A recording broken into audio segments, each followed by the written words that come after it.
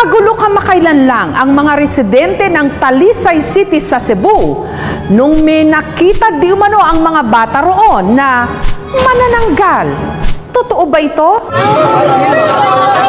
Nanginginig sa takot ang mga batang ito at humahagulgol sa iyak nung saklolohan sila ng mga residente ng Talisay City sa Cebu. Di umano, meron silang nakitang nilalang na lumilipad sa bubungan. At ang sinasabing kanilang namataan. Manananggal, abat, mga manananggal. Ang mga di umano'y nakasaksi, ang magkaibigang itago na lang natin sa pangalang Aljen at Georgia. Antod karon nahadlok pa gyud Japon ko kay dili siya mawala sa kung una-una. Termin na lang na ako siya madamguhan.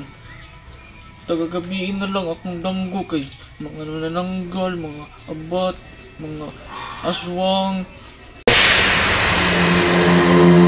Pasado alas 9 raw nung samahan ni Aljen ang kanyang kaibigang si Georgia sa Pisonet. Gakuan rami ato baga tiktok tapos gabiin naman to no.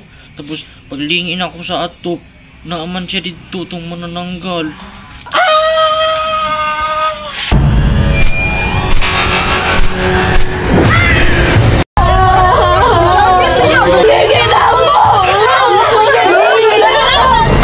Nakita raw nilang nilalang, may halos 2 metro ang haba ng pakpak, mahaba ang buhok, itim na itim at dilat na dilat din daw ang mga mata. Nakatambay daw sa bubong ng kapitbahay nilang si Albert.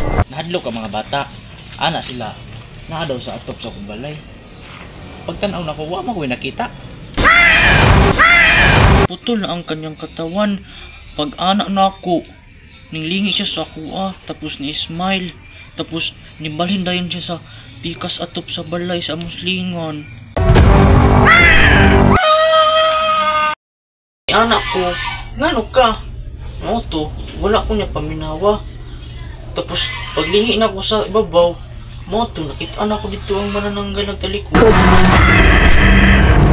At maging ang kapitbahay nilang si John Real, pinatotohanan ang salaysay ng mga saksi. Pagapak sa hangin, moto naglingi-lingi ko sa kilid. Paglingi na ko, dito rin ko kitag manananggal nga, perting ituma. Ang kinatatakutang nilalang, nakita rin daw ni Rick. Gawas pa to, padong ko mangihi. Pagtingi na ko sa kilid, may babaeng tuwad. Wala ko kita siyang naong kay taas mo kaya siyang buhok perti pag yun yung ituma mo to yung dagan ko wala siya din to sa kuha pag sobrang akong dagan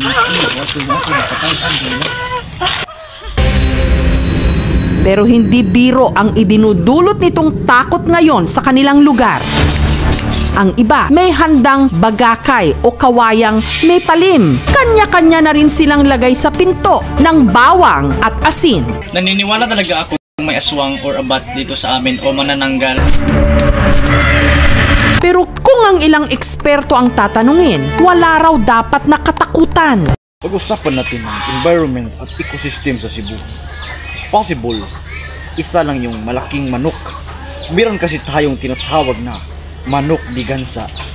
Ang manok na digansang ito ay hindi rin ganoon kalaki, hindi rin ganoon kaliit. Pero napagkamalan siyang aswang kasi mahaba ang kanyang pakpak, mataas ang kanyang liig at mahaba ang kanyang nguso. Kaya huwag kayong maniwala at matakot na may aswang kasi hindi totoo ang mga manananggal na yan. Kwento-kwento lang yan ng mga matanda. Ay yung nakita ninyo ay isa lang yung manok digansa. Walang matibay na ebidensya sa ganitong mga salaysay. Pero ang mas nakapagtataka kung paanong ang ganitong mga kwento kahit pa sa moderno nating panahon, hindi pa rin maputol-putol.